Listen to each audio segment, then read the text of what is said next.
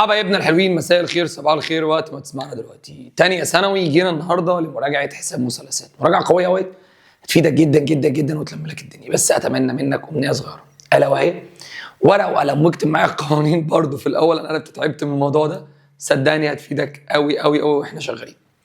بص يا صديقي العزيز، اول حاجه احنا ملخصين لك كل حاجه. نتكلم الاول على قاعده اسمها قاعده جيب التمام. احنا رسمنا لك مثلث، المثلث ده بيتكلم على 3 حاجات. تعالى كده يا صديقي، ال3 حاجات دولت اسمهم 3 اضلاع و3 زوايا، ا ب ج.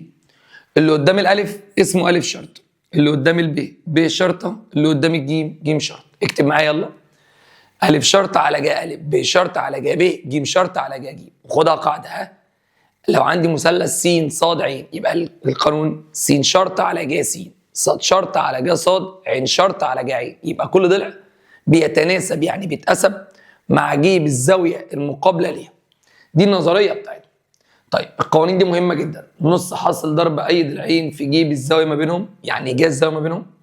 واكتب معايا جذر، هتلاقيه في اللي بعد كده: ح ناقص ا شرطه، ح ناقص ب شرطه، ح ناقص ج شرطه. مين ح ده يا فندم؟ نص المحيط، وهوريه لك دلوقتي. دي مين؟ دي مساحه المثلث. طيب لو جاب سيره دايره، بالله عليك لو جاب سيره دايره تعمل ايه؟ هتقول لي يا مستر انا معاك، بس انا بحب قوي ان انا وانت نكتب مع بعض. يا سلام، جيت في جمل، يلا بينا. يبقى مع بعض يا صديقي، احنا عندنا مثلث اسمه ايه؟ المثلث ا ب ج، في وشه ا شرطه ب شرطه ج شرطه. لو انا كلمتك على ضلعين وزاويه، اكتب معايا سوري زاويتين وضلع. يبقى انا لو كلمتك على زاويتين زائد ضلع، او بالعربي كده هتلاقي الزوايا اكتر، يبقى ا شرط على ج ا، ب شرط على ج ب، ج شرط على ج ج. طب لو جبت سيره دايره وانت مغمض، تقول لي 2 نق بتساوي يا اما ا على ج ا، او ب على ج ب، او ج على ج ج. هتقول لي يا مستر انا خدتها مع المستر بتاعي بس كان بيكتبهم كلهم جنب بعض. انا معاك والله، دي طريقه حل هتفيدك جدا واحنا شغالين. فعشان انجز لك الدنيا، لو جبت سيره دايره قول لي 2 نق بتساوي ا على ج ا، او ب على ج ب، او ج على ج ج، على حسب المعطيات قدامك. المعطيات هي اللي هتخليني اتحكم اعمل ايه. طيب مساحه المثلث قلنا يا شباب نص حاصل ضرب اي ضلعين في جا الزاويه ما بينهم. هتقول لي طب فين نص القاعده في ارتفاع؟ لا دي مساحه. اللي بعده هيبقى المساحه جذر صيغه اسمها صيغه هيرون، قلناها لك: ح ناقص ا شرطه، ح ناقص ب شرطه، ح ناقص ج شرطه. ولو سالتك مين ح، قول لي نص المحيط. هتكمل؟ لا احنا هنروح نحل على ده ونرجع نكمل على اللي بعده عشان نقسم كده واحده واحده، عشان انت ما تتوهش مني. هنحتاج آلة حاسبه معاك انت، ها؟ اما انا مش محتاج آلة حاسبه. ليه يا عم؟ لان انا لما يجي عليا سؤال هجيبه عن طريق الآلة دلوقتي. طيب بعد كده هنتكلم على قانون اسمه مجموع المقدمات على مجموع التوالي بيساوي احدى النسب. اكتبه عندك هيفيدنا دلوقتي. يعني مجموع البسط زائد مجموع المقام، مجموع البسط فوق مجموع المقام تحت، اقدر اساويه باي نسبه. طيب اللي بعد كده اي زاويه في المثلث مجموع ال3 زوايا 180 درجه، مفيش مشكله فيها. محيط المثلث مجموع طول اضلاع، برضو دي سهله. طيب تعالى بقى بوب نبدا نحل، ما نخشش على اللي بعده. بسم الله الرحمن الرحيم. اول سؤال في السهل بيقول لي في مثلث اسمه س ص ع. حلو قوي، يبقى غير كاركتر مخك. يعني ايه؟ يعني لما اجي اسالك على القانون هتقول لي يا معلم س شرط على ج س، ص شرط على ج ص، ع شرط على ج ع. طب ليه هتستخدم القانون ده يا عم سيد مساعد؟ لان انا لقيت في الاختيارات كله جه، فرحت جايب س شرطه على ج س، ص شرطه على ج ص، ع شرطه على ج ع. بص الخبيث بقى، ما قالش س شرطه ولا ص شرطه ولا ع شرطه، امال بيقول لي انا عايز س ص على ص ع. خدها قاعده من اخوك الكبير وريح دماغك. قال لك س ص قول له ع شرطه، قال لك ص ع قول له س شرطه. انا اسف انا معترض، جت منين الكلام ده؟ تعال، انا لو عندي مثلث اسمه س ص ع، فدي س شرطه ودي ص شرطه ودي ع شرطه، ومن هنا قطعنا على قطعه صغيره. الضلع ص ع س شرطه، الضلع س ع ص شرطه، الضلع س ص ع شرطه. يبقى اما بيذكر 2 بجيب التالت واحط عليه شرطه. جميله. هو هنا قسم عين شرطه على س شرطه. كنت في السنتر بقول لك وفي الاونلاين هو مش احسن مني. يقسم اقسم قصاده، يضرب اضرب قصاده، محدش يقسم مني. مش بشمر والله مش هتعارك بس افهم. هو قسم عين شرطه على س شرطه، اروح انا قاسم جا عين على جا س، يبقى جا عين على جا س، يعني جا عين الى جا س. استاذ وانا ليه ما رحتش رجع؟ لا دي حاجه ودي حاجه. هو قسم ده على ده، اروح انا قاسم ده على ده. هو ضرب س شرطه في ج ص، اروح انا ضارب ص شرطه في ج س. دي لعبه قوانين العاب مع بعض. طيب السؤال اللي بعد كده، س ص ع مثلث عيوني متساوي الاضلاع. ممكن استاذنك نرسمه عشان نفهم. مثلث متساوي الاضلاع. اكتب كده ملحوظه كالبوزه واللي ينساها يبقى جاموسه، ان المثلث المتساوي الاضلاع كل زواياه 60. الله يبارك لك. تمام. دي ثابته؟ ثابته. بيقول لي طول ضلعه 10 جذر 3. 10 جذر 3 10 جذر 3 10 جذر 3. جميل. طول قطر الدايره، بس جاب سيره مين؟ دايره. ما تتعبش نفسك ولا تتعبنا. اكتب 2 نق بتساوي. حلو قوي. انا عندي 3 قوانين، يا الف على ج الف، او ب على ج ب، او ج على ج ج، بكل هدوء اعصاب. ايه اللي عندك هنا؟ تقول لي انت بتهزر، انا عندي كل الاضلاع وكل الزوايا، بس هات ضلع على ج الزاويه اللي في وشه. ضلع 10 جذر 3 على ج 60. استاذ انا عايز احلها من غير آلة. انت راجل برنس، بس الآلة دي احلها، انا عايز من غير آلة. عينيا. 2 نق بتساوي 10 جذر 3 على ج 60 جذر 3 على الاثنين. صح. شيل جذر 3 على جذر 3. الله.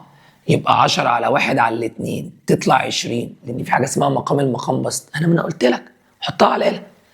طب وعايز طول القطر ولا طول نص القطر؟ طول القطر. طول القطر. نص القطر نق. طول القطر كله 2 نق. ادي 2 نق بتساوي 20، يبقى 2 نق ب 20. تقول لي يا ريتني عملتها على الآلة وريحت دماغي. قلت لك والله 10 جذر 3 على ج 60 تطلع 20. فانا عارف ان في طلبه بتعمل ايه بقى؟ 2 نق بتساوي 20 على 2 على 2 نق تساوي 10 نص القطر 10. يجري يختار 10. غلط، هو عايز طول القطر، فانت جبت نصه، انا عايز كله يعني 20. السؤال اللي بعده، س ص ع مثلث. على راسي والله. س شرط على ج س ب6 فان طول القطر. ايه ده بقى عليا؟ كلمه قطر نص قطر دايره مش دايره، يبقى هنكتب 2 نق. فالمفروض ما دام ده س ص ع يبقى س على ج س، او ص على ج ص، او ع على ج ع. اختار واحد. هو مديك ايه؟ والله يا مستر مديني س على ج س. حلو قوي. مديهولك بكام الكسر ده؟ قال لي ب6. جميل. هتقسم على الاثنين ولا انت عايز طول القطر؟ رد عليا. لو عايز طول القطر ما تقسمش، هات 2 نق على طول، يبقى 2 نق ب6. لو كان عايز نص القطر اقسم على الاثنين. طب تخيل لو عايز محيط الدايره، هتقول لي 2 باي نق. اكتب. لو عايز مساحه الدايره باي نق تربيع، يكون جبنا النق وعوضنا بيها. السؤال اللي بعد كده، في المثلث ا ب ج على راسي حد الزوايا معروفه، فإن 2 أ شرطة بيساوي ب شرطة على ج ب. مش فاهم ايه ده عليا. عايز قياس زاوية أ. قياس زاوية أ ومديني ب شرطة على ج ب. طب ما تيجي نكتب القانون. ما جاب سيرة دايرة. ها تعالى سمينا الله، صلينا على رسول الله. أ شرطة على ج أ على راسي بيساوي ب شرطة على ج ب. جميل. بيساوي ج شرطة على ج ج. بديع. ما جابش سيره الجيم احذفها، مش عايزها. قال لي ب شرط على ج ب اقدر اشيلها واحط 2 أ. الله. يعني أ على ج أ بيساوي 2 أ. طب مش دي مقامها 1؟ مستر انا عايز زاويه أ، فانا ممكن مسموح لي اقول ان ج أ ده في ده على ده، يعني أ في 1 فأ على 2 أ. شيل أ مع أ يتبقى نص. حلو قوي. انا عايز زاويه أ، هعمل ايه؟ بكل هدوء بص، شيفت ساين نص. تاني بص، شيفت ساين نص. تاني جمله، شيفت ساين نص. شيفت ساين نص. يبقى قياس زاويه أ بالاله الحاسبه 30. يبقى انا هختار 30. الموضوع مش صعب، عايز شويه تركيز بس. اللي بعد كده بيقول لي في الشكل المقابل ممكن يجيب لي مساله مرسومه. خلي بالك حساب مثلثات اغلبيتها اختيارات، فاحنا عايزين نركز في الموضوع ده. أ د يوازي ب ج. حرف الزد بيناديك. أ ب ب4. أ ب ب4 مش مكتوب يا خبيث. قياس زاوية د أ ج د أ ج ب 40، استنتجنا اللي تحت ب 40. قياس ب ب 60، الله محدش يقول لي ب 60، بلاش غباوة بلاش غباوة بلاش غباوة، ايه ده ايه ده ما تقربش. عايز طول أ ج، أ ج. المسألة محلولة. ازاي؟ والله انسى ان هو شكله رباعي. ده يا معلم ايه؟ قال لي ده مثلث، اسحبه بره. واحنا كده كده استنتجنا ان دي 40 ودي 60، ادي كده 100، يتبقى لك 80 من ال 180، وده باربعه وانا عايز ده. يا راجل لو مش حافظ قانون اسمع اللي هقوله لك دلوقتي. الضلع اللي انا عايزه على جهه الزاويه اللي في وشه، الضلع اللي انا عايزه على جهه الزاويه اللي في وشه، يبقى الضلع اللي انا عايزه بيساوي جا 60 مضروبا في 4 على جا 40. اول واخر مره هطلع لك الاله اعلمك عليها. طلع آلتك الحاسبه بيه الله يبارك لك. بس مش هتعرف تجيب جا 40 انت. وادي على جنب شرطه كسر ساين، بص ساين 60 اقفل القوس في 4، بالله عليك اقفل القوس، على ساين 40 واقفل القوس، طلع 5.3. بص بقى الغلطه دي بقى. لو الاله بتاعتك الحرف ده مش دي اي جي، لو راديان، الاله هتجيب اجابه تانية خالص لو دوسنا يساوي. بص سالب، مفيش دلع بالسالب. لو الراديان ده مثلا جريديان، ودي حاجه تانية هنقولها لك بعدين، دي هتطلع ناتج تاني خالص. الله اكبر علينا، دي سفره بنا. الصح يا صاحبي ان الاله بتاعتك تمسحها لو اله حاسبه، تمام، تدوس شيفت 9 3 يساوي شيفت 9 3 يساوي. لو آلة تليفون خلي دي اي جي، دي جريد، تمام. ايه اللي انا بقوله ده؟ هيطلع تقريبا 5، انا لما اقرب الرقم هيطلع 5، تمام. السؤال اللي بعده برد عامل عمليه. أ ب ج مثلث أ شرطه قياس زاويه ب ج شرطه مساحه سطح المثلث. الله سقفت له. ارسمه عشان تتخيل السؤال. ادي مثلث اسمه أ ب ج، تمام. الراجل عايز ايه؟ قال لي عايز أ شرطه. أ شرطه 10.6 قياس زاويه ب 30 ج شرطه ب 48. جميل. عايز مساحه سطح المثلث. استاذ مساحه المثلث نص حاصل ضرب ضلعين في جهه الزاويه بينهم. جميل، يبقى خد بقى راحتك، لازم اجيب ضلعين والزاويه ما بينهم. طيب ينفع نجيب الزاويه الضلع الاكس ده اللي هو ب شرطه او الضلع ده عادي. طيب انا جيت على جنب كده عملت شرطه كسر، قلت ب شرطه على جهه 30. جميل، فاضل يا معلم؟ قال لي فاضل ده اللي هو 10.6 على جا كام؟ يعني البدايه بتاعتي الصح ان انا كنت اجيب الزوايا. هي دي بقى النقطه، انت تبقى فاهم معناها ايه، تمام. بس ابدا منين؟ بس هو ده اللي انا عايزه. حضرتك لو رسمت مثلث لقيت زاويتين، جيب الثالثه قبل ما تتكلم معايا. في غلط؟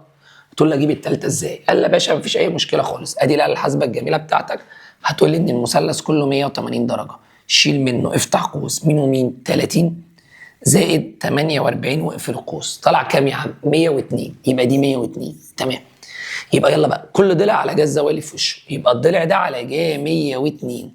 اقدر كده بكل اريحيه اجيب ب شرطه. معلش الاله هتفتح لك كتير، بس بعد كده احنا هننقل الحلول عشان ننجز. شرطه كسر، انت مين يا ست الناس؟ قالت لي انا ساين 30 واقفل القوس اضربها في 10.6 وانزل على ساين 102 واقفل القوس.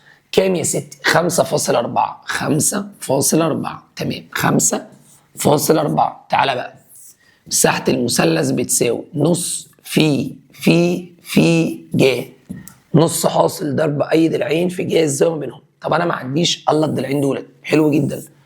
5.4 10.6 جهه الزاويه اللي ما بينهم 48.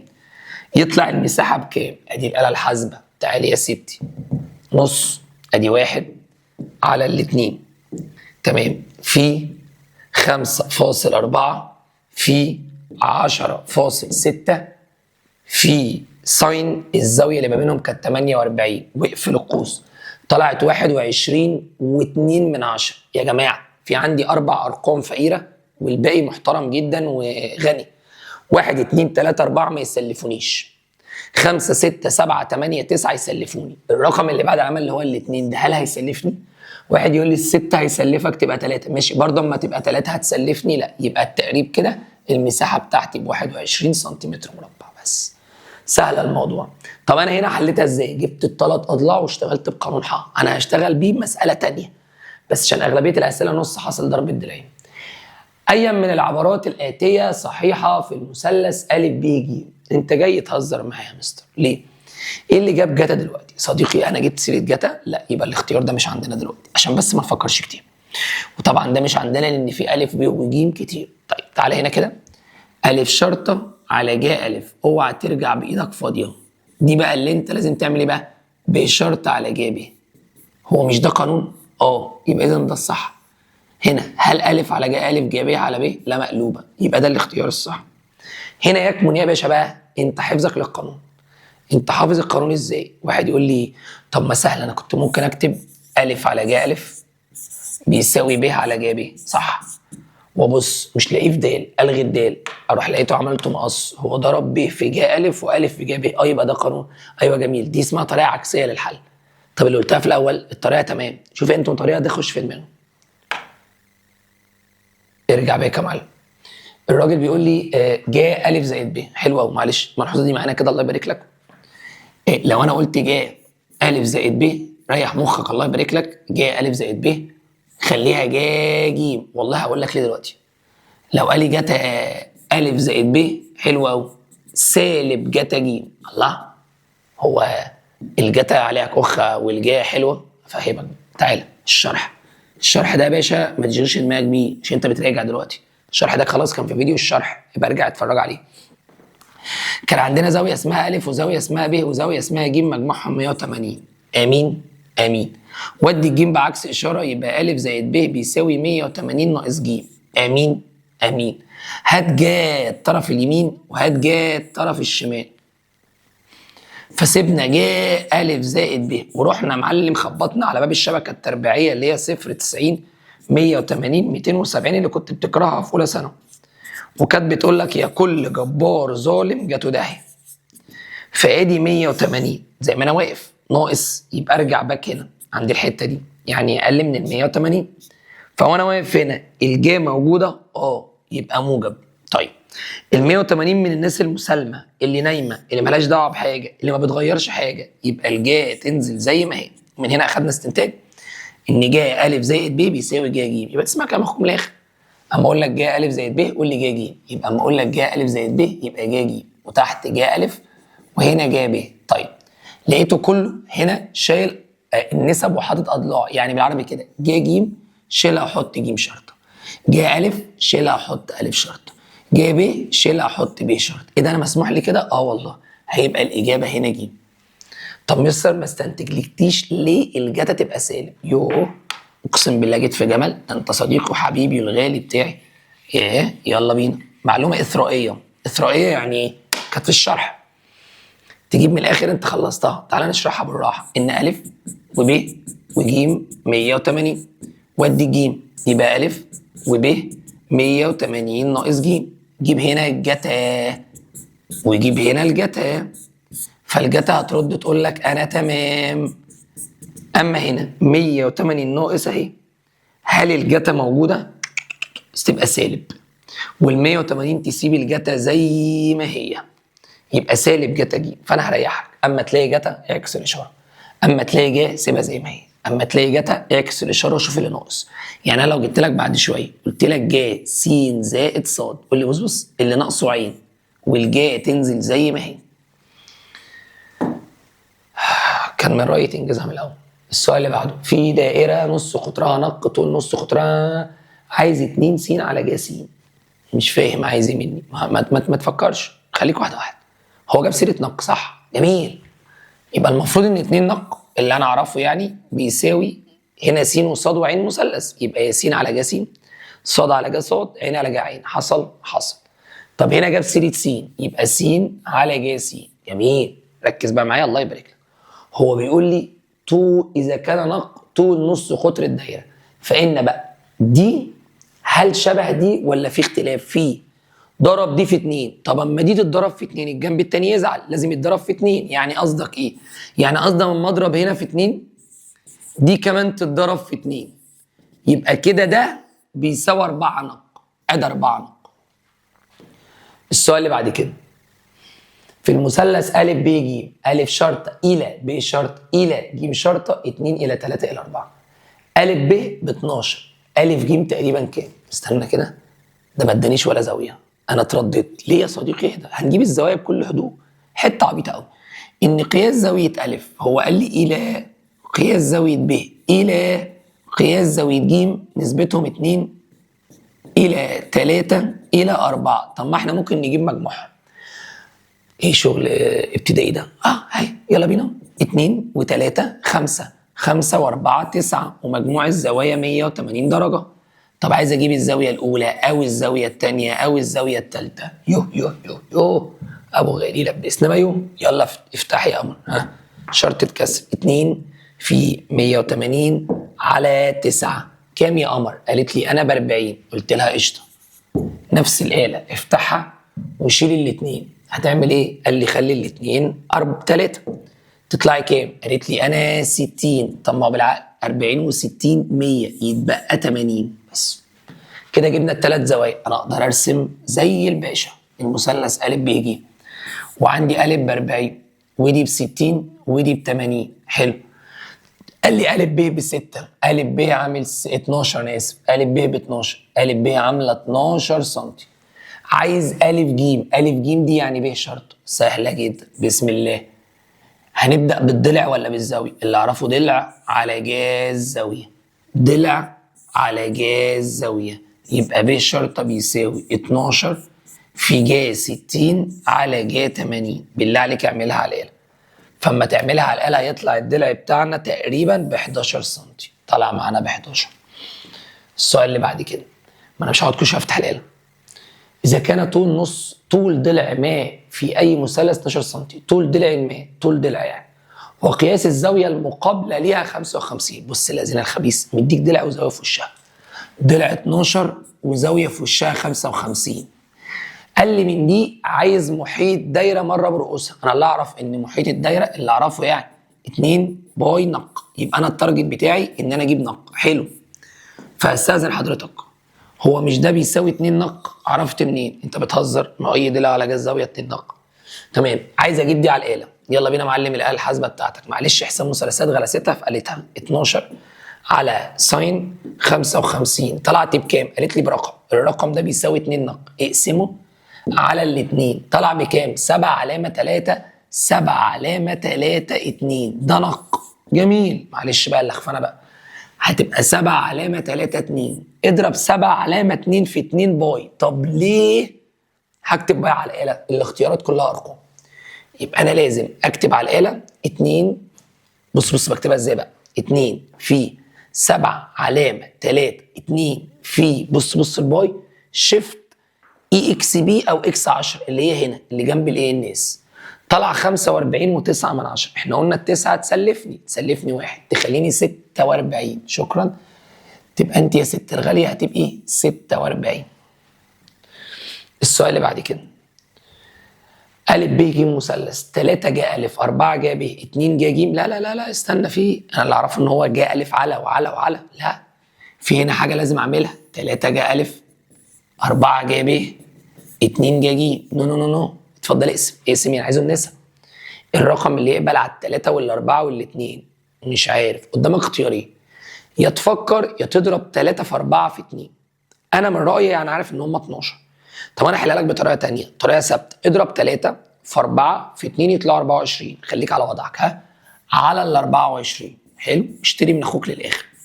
فهيبقى ج أ على الثلاثة فيها الواحد على الثلاثة فيها الثمانية. ج ب على الأربعة فيها الواحد على الأربعة فيها الستة. ج ج على الاثنين فيها الواحد على الاثنين فيها ال 12. فبقى كده نسبة أ إلى ب إلى ج دي نسب مش أضلاع. أ إلى ب إلى ج 8 إلى 6 إلى 12. قبل ما تختارهم يختصروا يتقسموا على الاثنين لأن زوجيات. يبقى 4 إلى 3 إلى 6. 4 إلى 3 إلى 6. شكرا. الإجابة دي. أنا البرد عامل عمايله فمش عايز أقول لك أنا بقف باخد نفسي لأن أنا مش قادر والله. إذا كان نق طول نص قطر دايرة خارجة عن مثلث فإن أ شرط. لا إيه ده؟ أكتر غلط في الاستاتيكا وفي حساب مثلثات تقرا السؤال دايركت. خد نفسك واقرا كلمة كلمة. إذا كان نق، مين نق ده يا عم؟ قال لي طول نص قطر دايرة. إيه ده؟ نق دي بعرف منها إيه؟ رد عليا. رد عليا.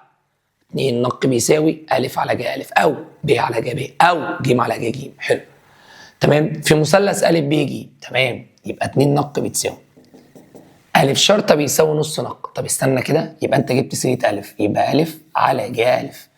طب هو قال لي أ شرطة بيساوي نص نق. طب إيه رأيك لو استأذنك هشيل أ شرطة وأحط اللي هو قال عليه اللي هي هتبقى نص نق. جميل أوي. ودي مقامها 1. هو عايز ج أس سالب 1. يعني بالعربي كده والله العظيم جاب كام؟ احنا قلنا 100 مرة ج أس سالب 1 يعني ج إيه بكذا. هفهمك. قول لي ج بتساوي اضرب ده في ده على ده، يعني 1 في نص نق بنص نق على 2 نق. حلو قوي. فنق تروح على نق، نص على الاثنين. انا عارف ان احنا بنتعامل مع طلبه مش جايه معاها سكه دماغها رياضه. ادي نص ادي نص على الاثنين. افضل طريقه حل. تطلع كام يا معلم؟ تطلع ربع ربع ربع. ابوس ايدك، انت مقام المقام بس حاجه واللي انت بتقوله ده حاجه. ها ده المقام مش مقام المقام. يعني ده كده ربع، يبقى جاء أ بربع. اعمل بقى على الآلة شيفت ساين ربع. بص هيطلع لك ايه عشان تفهم. شيفت ساين فهيطلع ساين أس سالب 1 ربع. هو بقى البايخ عايزها دي دي دي دي. مش عايز الزاوية نفسها، عايز جا أس سالب 1 ربع، يعني الزاوية اللي الجا بتاعتها بربع بس. السؤال اللي بعد كده مثلث مساحته كذا. بص السؤال ده عايز روقان. الله يبارك لك الله يبارك لك. لو مهنج روح وتعالى، يعني افصل روح كل وتعالى، انا قاعد مستنيك خلاص. يلا. مثلث مساحته كذا. تمام. كام بكام؟ مثلث مساحته ازاي؟ المثلث ده مساحته أ شرطة ج ب ج ج على ك ج أ. لا يا عم في حوار. لا مفيش حوار، استهدى بالله. تمام. شرطة كسر أ شرطة تربيع. ها يبقى أ شرطة أ شرطة ج ب ج ج ك ج أ. ده بيساوي مساحة المثلث. يعني ده مساحة مثلث. طب ممكن نشيل مساحة المثلث ونحط نص حاصل ضرب أي ضلعين. يبقى نص هنضرب ضلعين يا عم أ في ب في ج الزاوية ما بينهم ج. يا رب يعرفوا ليه. لأن أنت لو عملت المسألة عندك هتلاقي إن أ وب اللي ما بينهم ج. تمام. وب وج اللي ما بينهم أ. بص لها كده المثلث. طب هتعمل ايه يا عم سامي مساعد؟ بكل هدوء استهدى بالله، ما نضيعش وقتنا الله يبارك لك. تمام؟ طيب انت عندك هنا أ على ج أ، وهنا عندك أ شرطة ج ب ج ج وادي ك. تمام. انا يا عم مش هضايقك في حاجه. استاذن حضرتك اعمل لي مقص. واحد يقول لي يعني ايه مقص؟ يا عم اعمل مقص. تمام. يبقى أ ج ب ج ج بيساوي نص أ ب ج ج مضروب في ج أ ك. ايوه ايه ده بقى عليا؟ أ هنا وأ هنا قسمنا عليها. يا عم ماشي. بص بص بص. أ على ج أ هشيلها واحط 2 نق. أ على ج أ ب2 نق. صح. بص بقى ب على ج ب هتتحط هنا 2 نق. ماشي. اما نخرج ده ايه يعني؟ شلنا ده مع ده وشلنا ده مع ده. بص يا معلم ج ج وج ج قال لي احذفهم مع بعض. ايه السهوله دي؟ تصدق صح.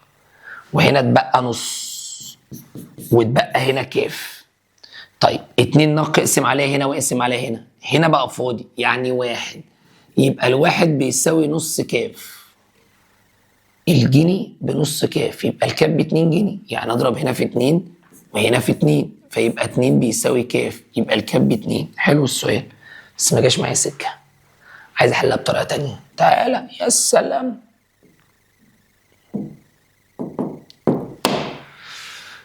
بسم الله. انا عندي شرطة كسر أ تربيع ج ب ج ج ك ج أ بيساوي مساحه اي مثلث او مثلث مساحته كذا، فمساحه المثلث نص. هتلاقي ضلعين تانيين ب ج ومعانا ج ا. حلو. بعد اذن حضرتك ان سمحت، يعني لو مش هنضايق حضرتك يعني، تمام؟ حضرتك اعمل نفس المقص. ليه يا مستر؟ والله اريح لك، والله العظيم اريح لك. طب بلاش بلاش بلاش، خلاص يا عم. ا على ج ا دول تشيلهم وحط هنا 2 نق، تمام؟ ويتبقى عندك شرطة الكسر ا ج ب ج ج على ك. ممكن اطلب طلب؟ تمام. انت قاسمهم على كام يا فندم؟ كاف. حلو. شيل الكاف من هنا وتعالى كانك ضربت مقص هنا، نص ب ج ج ا مضروب في كاف يا عم، كأننا جبنا الكاف حطينا هنا، تمام؟ والله رايح جاي هتريحك. شوف مين هنا ومين هنا، احذفهم مع بعض. هتقول لي مفيش اي حاجه خالص، اقول لك حلو، سيب 2 نق. بص بص بص، ا على ج ا يديني هنا كمان 2 نق، اوعى تخاف. ب على ج ب يديني هنا 2 نق. ج على ج ج يديني هنا كمان 2 نق، ومعانا في الاول نص مرميه ومعانا كاف. اقعد اقسم بقى، هنقسم على الاتنين نق وعلى الاتنين نق، على الاتنين نق على الاتنين نق. اتبقى الجنب ده فاضي، يبقى واحد لان احنا قسمنا. نص الكاف، نص الكاف، نص الكاف بجنيه، يبقى الكاف كله ب2 جنيه، يبقى الكاف ب2 جنيه. كذا طريقه عيش، بص كذا طريقه، وهتلاقي في المذكره انا عامل لك طريقه. بص عيش زي ما انت عايز، المهم توصل للفكره بتاعتك عشان تريح دماغك. طيب صل على رسول الله.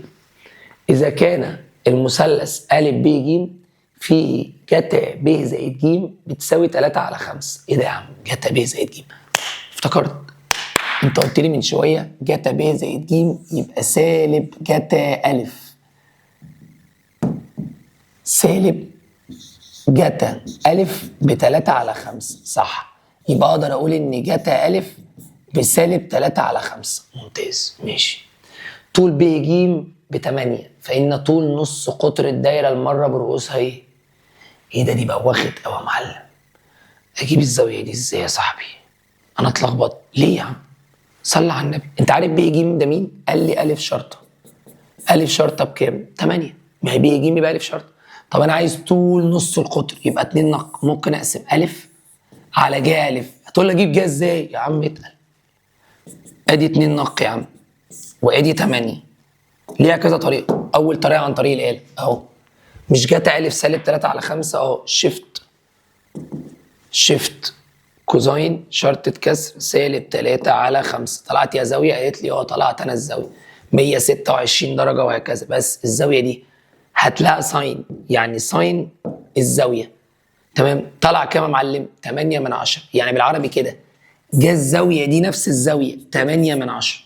فانت بتقسم 8 على 8 من 10 تساوي 2 نق. راح انا جايب الآلة كده واقسم 8 على 0 علامة 8 من 10. طلع كام؟ 10. يعني الكلام ده يا معلم يطلع 10 بيساوي 2 نق. بالقسم على الاثنين يبقى نق ب5. ادي نق ب5. دي طريقة.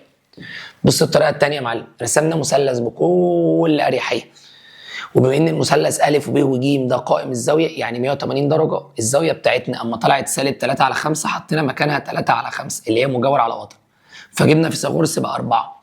بقى ج ا 4 على 5، فرحنا شايلين ج ا وحاطين 4 على 5 تاني. بما ان المثلث جتا الالف بتاعه سالب 3 على 5، صح؟ فاحنا رحنا حاطين مثلث قائم عشان نجيب مين الجتا ج. فالجتا سالب 3 على 5 المجاور على الوتر 3 على 5، والحجم فيثاغورس لا يقبل ضلع سالب زي ما قلنا اولى ثانوي وفي ثانيه. فنظريه فيثاغورس 4. وبما ان دي زاويه حاده يبقى كده كده يا اما في الربع الاول يا الثاني، وفي الحالتين الجا موجبه.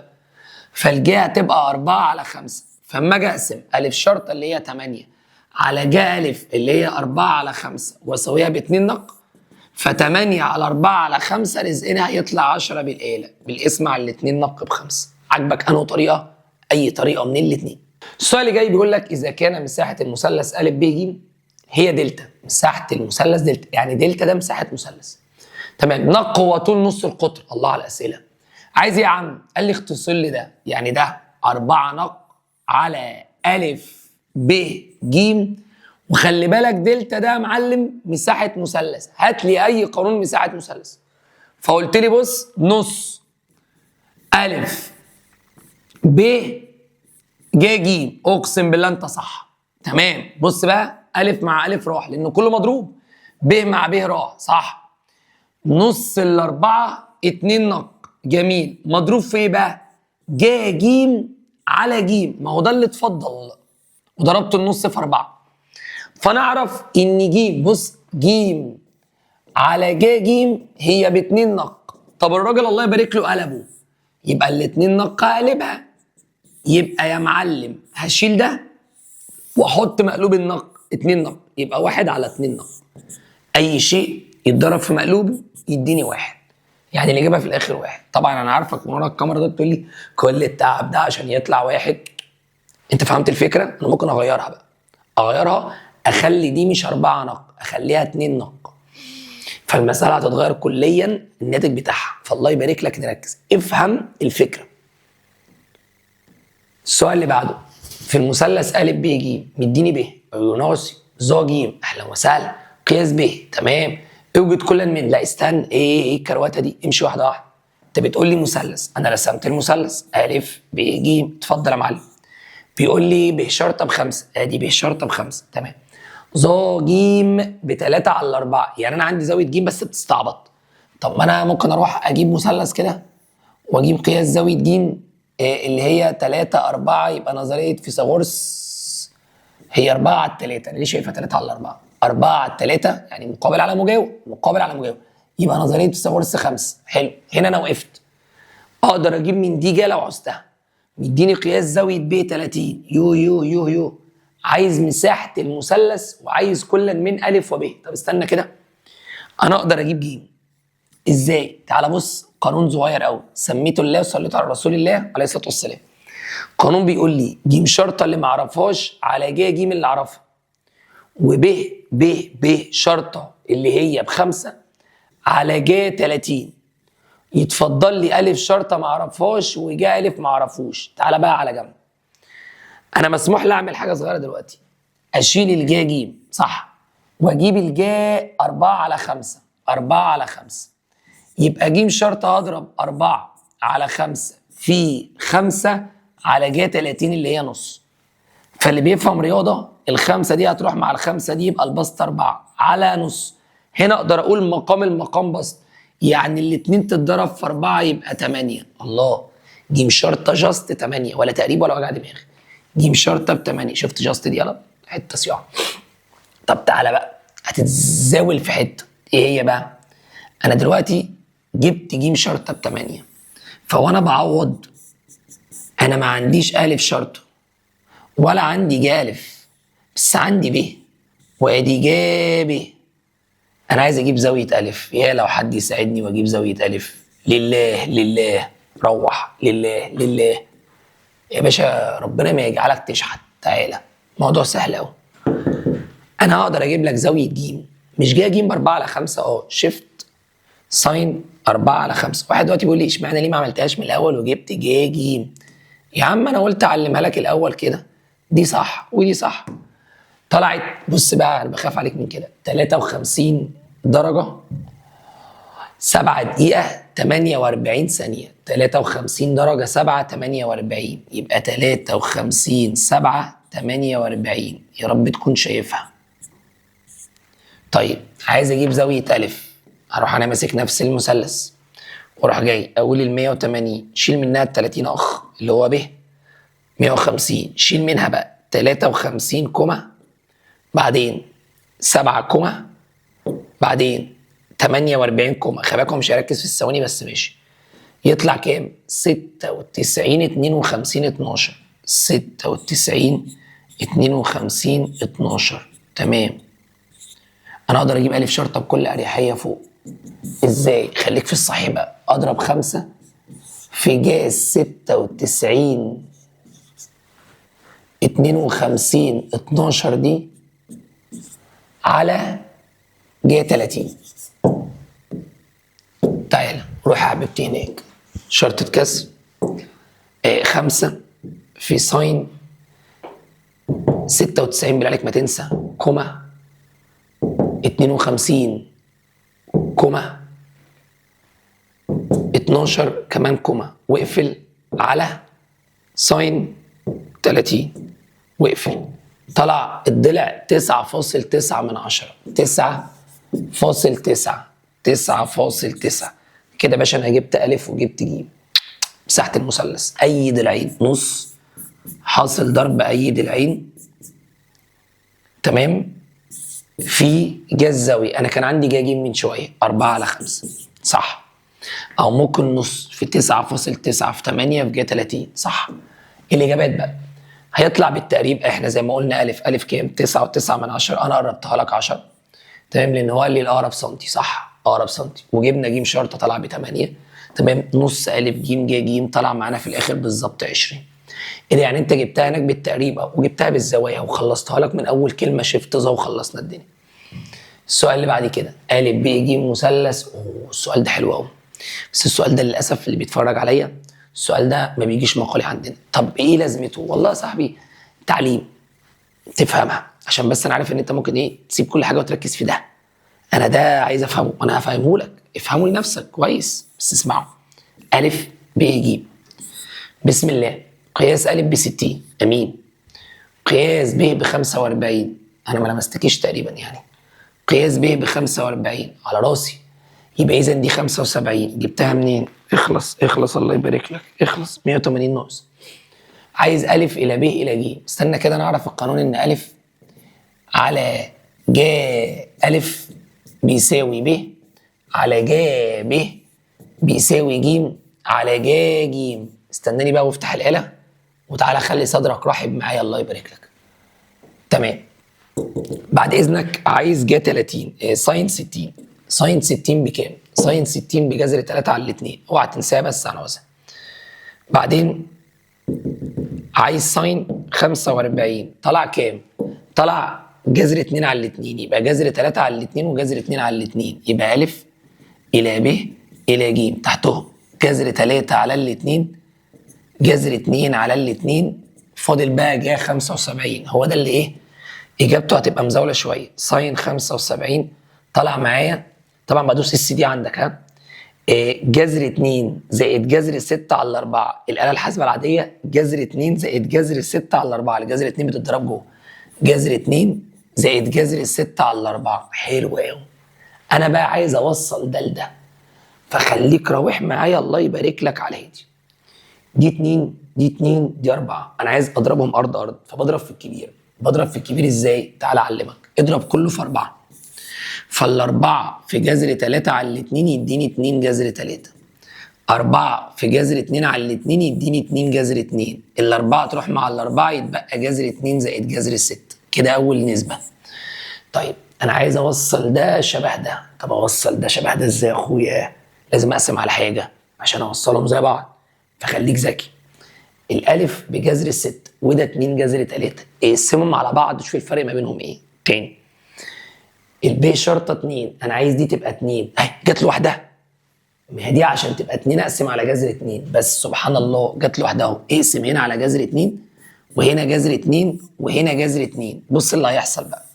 هيبقى اذا ا الى ب الى ج سميت الله جذر 2 مع جذر 2 اتبقى هنا 2. بص بقى الاله هتجيبها لك ازاي بقى.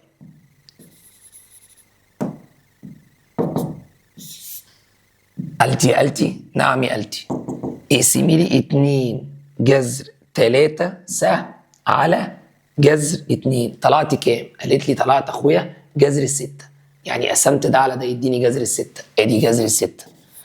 اللي بعده قلتي. واحد يقول لي ما هننجز. ما انا هنجز والله اهو. افتح قوس جذر 2 س زائد جذر 6 س.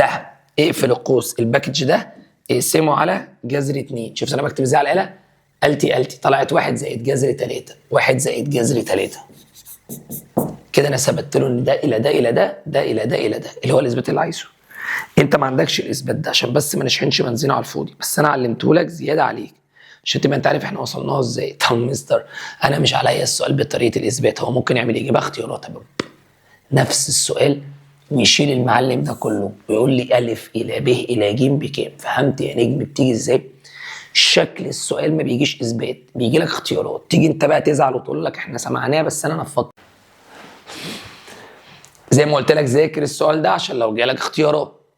السؤال اللي بعد كده جميل جدا، ا ب ج د المتوازي. جالك سؤال متوازي في الامتحان، سيبه هات اللي بعده وارجع له. المتوازي هياخد مننا وقت، حلو، فركز ان هو هياخد وقت، هياخد تفكير من عقلك. المتوازي مثلثين، تمام، او ممكن نقسمه 4 دلوقتي. ايه هفهمك بس. ايه يا عم؟ قال لي بعد اذن حضرتك تعال نرسم مع بعض متوازي. ادي متوازي، شفت اضلاعه عامله ازاي؟ تمام. نخفف شويه الطول. ا ب ج د، وهقول لك ليه انا خففت. تقاطع قطراه في النقطة م. خلي بالك القطران ينص في كل منهما الآخر في المتوازي، ودي معلومة مهمة. القطر ده اتقاطع مع القطر ده في حاجة اسمها م. طيب اداني أ ج كلها ب20، يبقى ادي 10 وادي 10. مديني زاوية اسمها أ م د ب130، يبقى دي في وشها ب130 بالتقابل بالرأس، ودي 50 ودي 50، لأن المفروض إن ده خط مستقيم. شفت الاستنتاجات دي كلها؟ لازم تكون أنت بتستنتجها. طيب شكرا يا استاذ. اكتب المعطيات بس بعدين نستنتج. حاضر عيني، انا استعجلت يعني. ماشي اهو، دي 10 ودي 10 ودي م ودي 130 زي ما قال، وقال لي في قياس زاويه ثانيه ج ا ب ج ا ب ب85. شكرا، عايز ب ده كله وبعدين مساحه المتوازي. انا خلصت كلامي. تعرف تستنتج بقى؟ انت عندك شويه عقليه وخصائص متوازي عارفها؟ لا، تعالى بقى نقولها مع بعض. كل ضلعين متقابلين متوازيين ومتساويين، كل ضلعين في وش بعض قد بعض وبيوازوا بعض. بيوازوا يعني زد واف ويو، حوارات كده كبيره. طبعا ما عندناش اف، هي زد اكتر حاجه بنستخدمها. طيب كل ضلعين، كل القطرين ينص في كل منهما الاخر، يعني ده 10 ده 10. لو انت جبت الطول بالاسود ده تعرف تجيب ده. طيب اول حاجه ده كام؟ 85. طب نرجع هنا، دي 130 يبقى دي 130.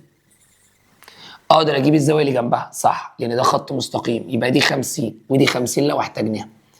طيب المثلث الاسود اللي انا هلونه ده لو ركزت معايا هتخلص الحوار كله. حلو، 180 درجه. شيل بقى الاله يلا. 180 ناقص 50 يديني 130، 130 ناقص 85 يديني 45 على الاله. هات المثلث ده بره، تعالى نشتغل بيه على جنب. انا عايز طول الضلع م ب، فهقول م ب على جاء الزاويه اللي في وشه 85، والضلع ده اللي هو أ م ب10 على جا اللي في وشه 45، يبقى اقدر اقول م ب بتساوي جا 85 في 10 على جا 45، طلع 14.1 من 10. يعني الضلع ده ب 14.1 من 10. اقدر اقول اذا تمام م ب د كله، ب د كله 2 في 14.1 يعني 28.2، يعني تقريبا 28 سم. هتقول لي معيش آلة، اقول لك ما انت طلع آلة اشتغل معايا. عايز ايه بعد كده؟ عايز مساحة المثلث، مساحة المتوازي، مساحة المتوازي. طب انا هستأذن حضرتك في حاجة ونخلص الدنيا. مساحة المتوازي ليها كذا طريقة. اول طريقة بص هنعمل ايه؟ هنضرب 4 في مساحة مثلث، 2 في مساحة مثلث. هتقول لي ازاي 4 وازاي 2؟ اقول لك بص، لو انت جبت مساحة ده اضربه في 4 لان الاربعة متطابقين. طب لو جبت مساحة أ ب ج اللي هو ده اضربه في 2. طب لا انا احسن لي اضرب 4 في مساحة مثلث نص حاصل ضرب الضلعين في جهة الزاوية ما بينهم. انا بقى عندي ضلعين 10 و14 1 من 10 يعني 14، يعني انا عندي 10 وعندي 14 يبقى جهة الزاوية ما بينهم 50. اما اضربها على الآلة الحاسبة هيطلع بالظبط 216 سنتيمتر مربع بالتقريب كده. تمام تمام. السؤال اللي بعده أ ب ج د شبه منحرف المره دي. بص انا طلعت معاك مستوى مستوى. الشبه منحرف ده فيه أ د يوازي ب ج. تعالى شبه منحرف، استنى في زاويه قايمه؟ لا بيوازوا. تمام، يبقى شبه منحرف اللي قصده بيه ده.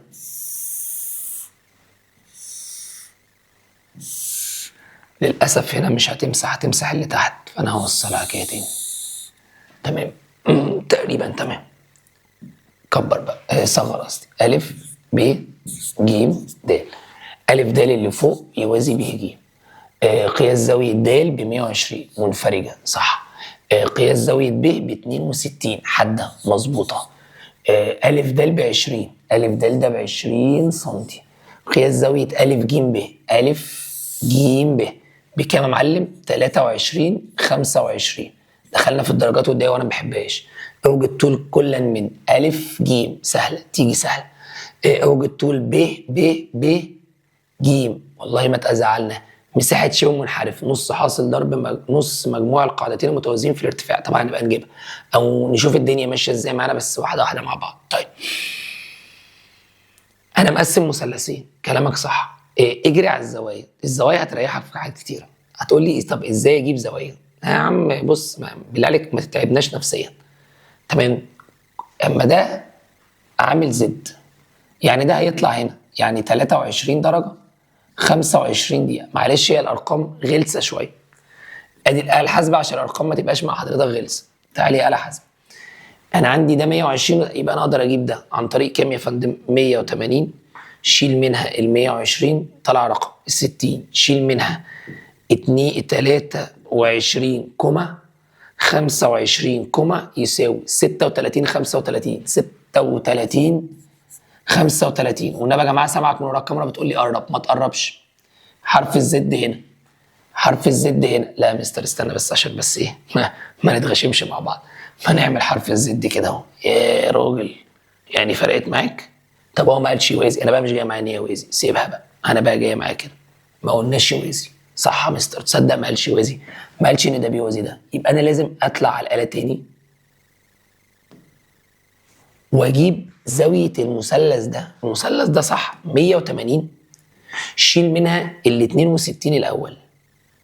تمام. بعدين شيل منها ال 23 كوما 25 كوما. تصدق صح، طلعت 49 درجة 35. 49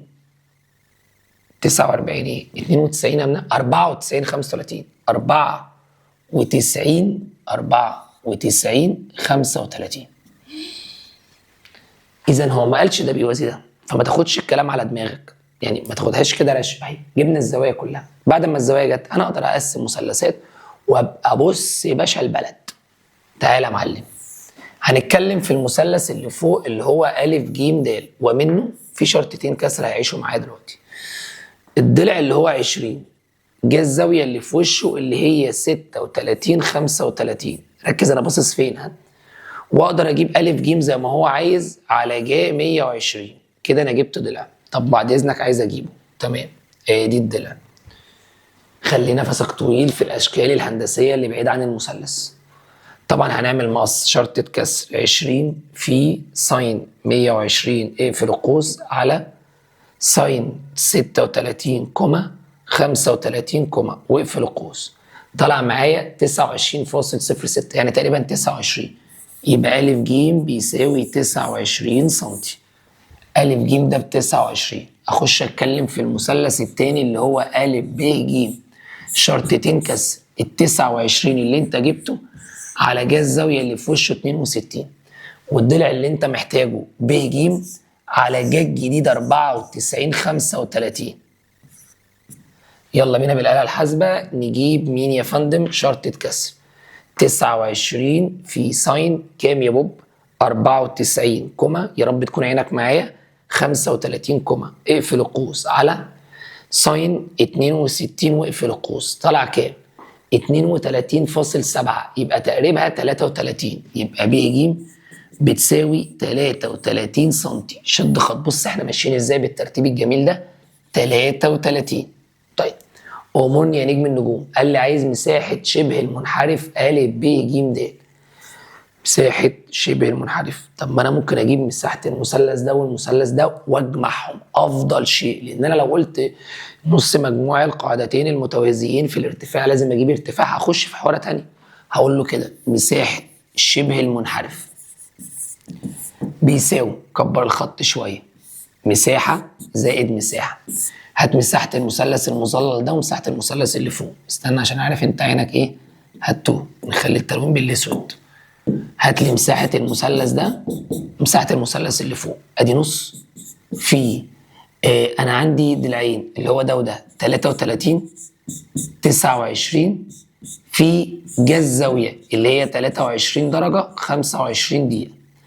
اطلع فوق نص في، أنا عندي الضلع ده والضلع ده 29 20 في جا 23 درجة 25 دقيقة. أقسم بالله أنا عارف إن أنت كسلان تكتبها، فأنا هبوخ عليك معلش واكتبها لك أنا أهو. افتح قوس نص في 33 في 29 في ساين 23 كوما 25 كوما، واقفل القوس واقفل كمان القوس اللي هو القوس كله، زائد افتح قوس تاني نص تمام في 29 في 20 في ساين 23 درجة 25 دقيقة، واقفل القوس واقفل كمان قوس. طلع 305.4 من 10. 305 305.4 من 10 يبقى تقريبا 305 سنتيمتر مربع. يتعبوا الطالب اللي بيتخانق بسرعة. السؤال اللي جاي، في المثلث أ ب ج قياس أ ب60 قياس ب 45 أ زائد ب جذر 6 زائد 2 اوجد كلا من أ وب. ما تجريش، قلمك الجميل وامسك يا باشا كده واستهدى بالله. أ ب ج قياس أ ب60 ب بكام يا مستر؟ 45. دي 105 يتبقى معايا 75 عشان ما نوجعش دماغنا كتير. أ زائد ب جذر 6 زائد 2 أ زائد ب جذر 6 زائد 2. ما تتكلمش، هات لي القانون ده اللي هو أ شرطة على جا أ وب شرطة على جا ب. بس في قانون اسمه مجموع البسط على مجموع المقام بيساوي إحدى النسب، اسمها مجموع المقدمات. يعني أ زائد ب على مجموع التوالي ج 60 زائد ج 45 اقدر اساويه باي نسبه، يعني اقدر اساويه بأ على ج أ. طب ليه عملت كده؟ قال لي عشان اروح جايب الجمع وماسح بص أ زائد ب وعوض على أ مكان أ زائد ب ده يا بوب بايه بقى يا فندم؟ بجذر 6 زائد 2. يبقى انا اقدر اقول كده اذا أ شرطه بيساوي بسم الله جذر 6 زائد 2 دي بين اقواس مضروبه في ج 60 على ج 60 زائد ج 45. اهي تعالى اوعى تنسى الاقواس بالله عليك. افتح قوس جذر 6 سهم زائد 2 اقفل. استنى كده، شفت السهم طول اهي. لازم جذر 6 سهم زائد 2 ما يبقاش الجذر عليهم. اقفل القوس في ساين 60 اقفل القوس عشان ما يدكش ماس ايرور على ساين 60 اقفل القوس زائد ساين 45 اقفل القوس. طلع بيساوي 2 علامة 4 4 9. طب بص بقى حتة التقريبة دي بقى، التسعة تزود دي تبقى 5، الخمسة تزود دي تبقى 5، الخمسة تزود دي تبقى 3. ده لو انت عايز تقربها. طب مش عايز تقربها، خليها 2 علامة 4 4 9. او انا من رأيي 2 علامة 45، يعني يقول أ شرطة بيساوي 2 علامة 45 زودتها رقم. طب انا عايز ب شرط، خلاص بقى ب بقى، ما يلا 2 علامة 45 اللي هو أ على ج 60 ب على ج 45 وكمل جيب الب. طب انت قربت الألف جيب الب، مفيش مشكلة خالص اهو. قربت الألف جيب الب. تمام. واحد يقول يا مستر معلش عندي سؤال. انا عارف عندك سؤالك، هتقول ألف ازاي جذر الستة وانت جايبها 2 علامة 45. انا عارف ان انا بتعامل مع رجالة دماغها بطيخي. بص الإجابة اهي 2 علامة 4 4 جذر 6. هنا انجزتها لو جبتها بالجذر، اصل في آلات تطلعها جذر الستة وفي آلات لا. خبيث انت خبيث. يعني انا لو سبتها كده صح والله. طب لو عملتها جذر 6 صح يا صاحبي، اللي يطلع معاك على الاجابه اكتبها، دوس اس دي، ما دوستش خلاص. السؤال اللي بعد كده طبعا دي هتكملها الله يبارك لك. الله يستنى الله يبارك لك عشان انا عندي ايه شويه ناس تضرب طابون صيني ما بتصدق المستر تسيب حاجه يقول لك انا مش هكملها. لا كملها. هنا اكتب على الاله 2 علامه 45 في ج 45 على ج 60 هيطلع 2 بعد التقريب. يلا بينا على السؤال اللي جاي. أ ب ج مثلث فيه ج أ إلى ج ب إلى ج ج 2 إلى 4 إلى 5. ج شرطة ناقص ب شرطة 3 سم. اوجد كلا من أ وب. طيب دي تقلقك في حاجة؟ لا عادي خالص. مش ده ج أ إلى ج ب إلى ج ج هو لو قلت أ إلى ب إلى ج ما هو نفس النسب. 2 إلى 4 الى 5 ما عنديش مجموعهم، فانا هنا هفرض ان ا ب2 ك، ب ب4 ك، ج 5 ك. استني على جنب يا حاجه، انت قلت ان ج ناقص ب ب3، فالجيم ب5 ك ناقص الب ب4 ك بتساوي 3. 5 ناقص 4 1 يعني ك، يبقى الكاف بكام؟ 3. استاذنك بقى، يلا نشيل كل كاف ونحط 3. 2 في 3 ب6، شكرا جبنا ا. 4 في 3 ب12، 5 في 3 ب15. كده خلاص، انت عايز مين؟ ا وب 6 و12، ا وب 6 و12. مساحة سطح الدايرة المرة برؤوس المثلث ا ب ج المتساوي الأضلاع الذي طول ضلعه 9 بتساوي كام؟ مساحة سطح الدايرة. ليه ما نقرا واحدة واحدة؟ عايز مساحة دايرة يعني باي نق تربيع. حلو. في مثلث متساوي أضلاع رسمناه يبقى كل زواياه 60 قلنا. طول ضلعه 9 9 9 9. الله، طب ما أنا عشان أجيب نق أقول 2 نق بيساوي أي ضلع على جذر الزاوية اللي في وشه، يعني 9 على جذر 60. طب أنا أقدر بالآلة أكتب 9 على جذر 60 وأقسمها على الاتنين، أدي آلة حاسبة. أقول لنفسي 9 على ساين 60 يساوي كام؟ قال لي رقم، الرقم ده اقسمه على الاتنين عشان نجيب نق، طلع 5.19. استنى يا معلم، نق بيساوي 5.19. وعلى فكرة ممكن اجي للآلة كده وادوس على الناتج نفسه فهيطلع معايا 3 جذر 3، الافضل 3 جذر 3 يعني نق 3 جذر 3. حلو، دي نق. انت عايز مساحة الدايرة يبقى باي في ربع ده 3 جذر 3، 3 تربيعها 3 والجذر 3 تربيعها 3، يعني بضرب ده في نفسه وده في نفسه. 9 في 3 ب 27، يبقى الإجابة 27 باي. دي مين يا معلم؟ مساحة الدايرة. خلصت. السؤال اللي بعده قاعدة جيب التمام. الله ينور عليك. تعالى بقى معانا نلمها مع بعض. يلا بينا يا اساتذة، قبل ما نخش على شوية أسئلة على قاعدة جيب التمام نستأذن حضراتكم نفتح مع بعض كتابة شوية قوانين. بص يا سيدي الرئيس، دلوقتي قاعدة جيب التمام يعني جت جميل قوي. لو الراجل اداني 3 أضلاع يبقى هو طالب 3 زوايا، يا طالب جتا أ، يا طالب جتا ب، يا طالب جتا ج. هطلب منك طلب، ايه هو؟ افهم اللعبة اللي هلعبها دلوقتي في القانون عشان نعرف نعملها مع كل قانون بعد كده، س ص ع وهكذا.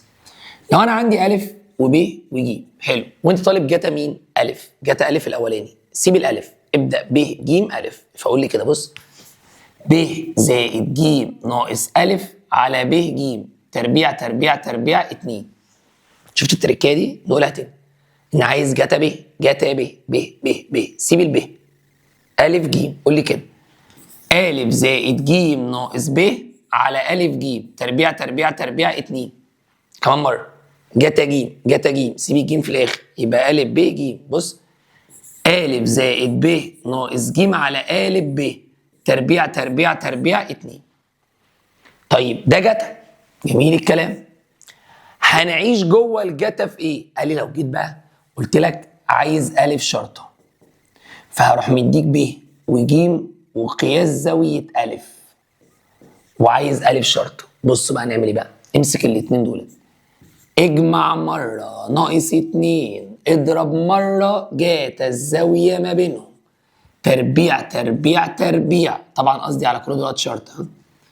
تاني جيت قلت لك هديك س شرطة، ص شرطة، قياس الزاوية اللي ما بينهم عين، وانا علمتك ده من شوية، وعايز عين شرطة. هتقول لي بص امسك الضلعين دولت، اجمع مرة ناقص 2 اضرب مرة جاتا الزاوية ما بينهم تربيع تربيع تربيع، وطبعا كل ده شرط. طيب في كلام تاني؟ لا في كلام هنتكلم فيه دلوقتي مع بعض. تعالى افهمك هنتكلم فيه. اهم حاجه في قاعده جيب التمام ان انت تفتكر زي ما قلت لك قوانين اهي، وكل جبار ظالم جدا ده هنعوزها، وشيفت كوزين طبعا واحنا شغالين. جتا أ زائد ب بيساوي جا ج، قلناها من شويه. جا أ زائد ب بيساوي سالب جتا ج. دي لا بقى، دي هنعدلها معلش، دي خليها جتا جتا جتا أ زائد ب، جتا أ زائد ب بيساوي سالب جتا ج. عدلها دي زي ما شرحنا. اكبر زاويه تقابل اكبر ضلع، صح. اصغر زاويه تقابل اصغر ضلع، تمام. في شويه قوانين ضعف زاويه اللي هي جا 2 س ممكن نستخدمها، وجاتا 2 س، تمام. في حالة 3 أضلاع جتا أ جتا ب وجتا ج هنستخدم قانون. في حالة ضلعين وزاوية أ شرطة ب شرطة ج شرطة هنشتغل عليهم دلوقتي. تعالى معايا نجري على اللي احنا وصلنا له. في المثلث س ص ع يكون ص وعين ناقص س بتساوي 2 ص ع في كام؟ الله، قانون ايه ده؟ انا ما اعرفش اجيبه. لا سهله. بص يا سيدي كل هدوء. مين الاخير اللي متربع س؟ روح جيب جتا س. ليه؟ روح بس جيب جتا س. هيبقى ص زائد عين ناقص س صح على ص عين تربيع تربيع تربيع 2. اوعى تنسى برمي السين في الاخر. بص هيعمل ايه واعمل زيه. هو انا شايف ان هو ضرب مقص، يعني خلاها كده ص تربيع زائد عين تربيع ناقص س تربيع بيساوي 2 ص عين جتا س. يلا بقى كده راجع لي ناقص ص تربيع عين تربيع ناقص تربيع مظبوطه، 2 ص عين مظبوطه، فاضل مين؟ جتا س. عرفتها من الاخير السالب. ها من الاخير السالب. السؤال اللي بعده 2 س ص جتا س ص. لا استنى، 2 س شرطه س شرطه اذا ذكر الجتا يبقى سالب جتا عين. دي بقى جت منين؟ هتزاولني انت شكلك. لا يا صاحبي والله ما هزاولك، بالراحه كده. جتا عين صح؟ ايوه جتا عين. هنجيب قانون جتا عين. تعال نجيب قانون جتا عين نشوف هيحصل ايه. جتا عين بيساوي عين في الاخر يبقى س ص ناقص عين على س ص تربيع تربيع تربيع 2. جميل. اعملوا مقص. عملنا مقص يبقى 2 س ص جتا عين المفروض يساوي س ص عين. الراجل زود جمله بقى، ضرب المعلم ده سالب صح. طب ما تضرب ده سالب، يعني خلي ده سالب وده سالب وده موجب، يبقى يا تلاقيه سالب سالب موجب يا تلاقيه موجب سالب سالب. عادي انا ما عملتش حاجه، انا عدلتهم بس بدل ما هم مترتبين كده رتبتهم كده. فتلاقي عين تربيع بالموجب والسين سالب والصاد سالب. ايه الاجابه دي؟ يعني لازم اكون فاهم القوانين. فلا استاذنك اعمل باك، ارجع افهم القوانين وتعالى كمل معايا كده. انت راجل حبيبي وكفاءه والدنيا معايا تمام. غير كده هنزعل انا وانت. السؤال اللي بعد كده ا ب ج مثلث على راسي ا وب مجموعهم 120. ا وب الاثنين مجموعهم 120. دي 30 ودي 60. غلط ما تقولش كده، مجموعهم 120. اسكت الله يبارك لك. ا شرطه ب2 ب شرطه ب3 عايز ج شرطه. طيب استاذنك، هو اما الاثنين مجموعهم 120 اقدر اجيب دي بكل سهوله. مش 180 هشيل منهم مجموع الزاويتين، شيل من 180 120 يتبقى 60. تمام. وعندك ا ب2 وعندك ب ب3. ما هو ده اسمه ضلعين وزاويه محصوره. يبقى عشان اجيب ج شرط اعمل ايه؟ بص بقى القانون من غير ما اكتبها. هات الضلعين اجمعهم مرة ناقص 2 اضربهم مرة جات الزاوية ما بينهم تربيع تربيع تربيع. فعشان اجيب ج هكتب جذر 2 بين قرايم الآلة بس انا عاملهم غالة. 2 تربيع 3 تربيع ناقص 2 2 في 3 ب6 جتا 60 بنص. فالنص ضاع مع التربيع يبقى جذر 4 زائد 9 تمام ناقص ال6 اللي باقيه 9 شيل منها 6 يتبقى كام مستر؟ يتبقى 3 3 و4 يديني جذر السبعة. اختارها جذر السبعة على راسي. كان ممكن اقسم بالله بدل ما اشحن بنزين كل الكلام ده عشان عارف ان في طلبه عندي بتحب اللي هي ايه من الاخر وحقها جذر 2 تربيع 2 تربيع حتى ما تربعش الاثنين زائد 3 تربيع ناقص 2 في 2 في 3 في كوزين 60 واقفل القوس. طلع كام؟ اجابه دوس عليها يطلع جذر السبعه. طب معنى كنا خلصنا جذر السبعه. الارقام هتيجي كبيره هتضايقك. السؤال اللي بعده نص الجا ا تلت الجا ب ربع الجا ج. ايه اللي دخل الكلام ده هنا؟ يا عم ما تخافش انت مش صح. ما هو لازم اعمل لك ميكس دروس. نص الجا ا المفروض تفهم ان معناها جا ا على الاثنين، تلت الجا ب على الثلاثه، ربع الجا ج على الاربعه. يعني معناها ا الى ب الى ج 2 الى 3 الى 4. طيب عايز جتا ج. بص الحركه دي وريحني. جتا ج بتساوي جتا ج يلا ا زائد ب ناقص ج على ا ب تربيع تربيع تربيع 2. قدامك اختيارين. ها يتعوض بالارقام دي يا تقول كل رقم كاف، يعني 2 كاف 3 كاف 4 كاف. اجابتك صح. ولو ما حطيتش كاف في الزاويه كده كده الكاف هتروح في الاخر. يعني ممكن تقولي كده 2 تربيع زائد 3 تربيع ناقص 4 تربيع على 2 في 2 في 3 بس. والله وهتعمل شيفت كوزاين. تعالى اعلمك شيفت كوزاين دي، الله يبارك لك مره كده. شيفت كوزاين شرطة كسر، تمام، 2 تربيع زائد 3 تربيع ناقص 4 تربيع على 2 في 2 في 3. طلع معايا زاوية، الزاوية كام؟ 104 درجة 24، 104 درجة 28 دقيقة، 104 درجة 28 دقيقة. شاطر يا مستر، الله يبارك لك. بس مش عايز الكلام ده، امال عايز جاتا جيم بس. يا ابن الذين يعني ايه؟ قال لي يعني عايزك وانت شغال ما تعملش شيفت كوزاين، يعني هو مش عايز الزاويه، امال هو عايز الكسر بس. الكسر ده اللي هو كام؟ سالب ربع. فبالله عليك وانت شغال شوف في الاختيارات قبل ما تحل، هو عايز الزاويه دوس شيفت كوزاين، مش عايز الزاويه، عايز جاتا جيم كجاتا جيم بس. اكتب ده بس سالب ربع، وده اللي كان خلاني بقول لك اكتب الكسر ثم اعمل شيفت كوزاين بعديها. فانت بتقول لي اعمل الاثنين مع بعض، انا معاك. عايز جاتا س بتساوي ايه في الاختيارات دي، علما بان س بيساوي الصاد. لا انا مش فاهم، خلاص ما تتعبش نفسك، هات لي جاتا س. تعالى هات جاتا س، بسم الله. جاتا س قانونها صاد زائد عين ناقص س على صاد عين ربع ربع ربع 2. قال لي شيل الس هنا، س تساوي صاد، يعني شيل الس دي كده وحط صاد. طب ما هو صاد تربيع وصاد تربيع راحت، اتبقى عين تربيع على 2 صاد عين. شفت خبصي؟ فكيت العين ليه؟ عشان العين تروح مع العين، يتبقى عين فوق على 2 صاد. ده راجل عنده نظره مبعديه، ده راجل فاهم هيوصل لايه. طب انا مش فاهم اوصل ليه، لو كنت سبتهم كنت هتفكهم عشان توصل لحاجه هنا. يبقى عين على 2 صاد، عين على 2 صاد اللي هي الاجابه. السؤال اللي بعد كده، أ ب ج د متوازي، أ ب ب 8 ب ج ب 11 ب د ب 9، عايز أ ج. اهدى عليا، الموضوع سهل قوي. بس قبل ما نبدا الله يبارك لك، بص الكلمه دي اكتبها معايا. كل زاويتين متكاملتين، كل زاويتين متكاملتين جتا الاولانيه بتساوي سالب جتا الثانيه. مش فاهم؟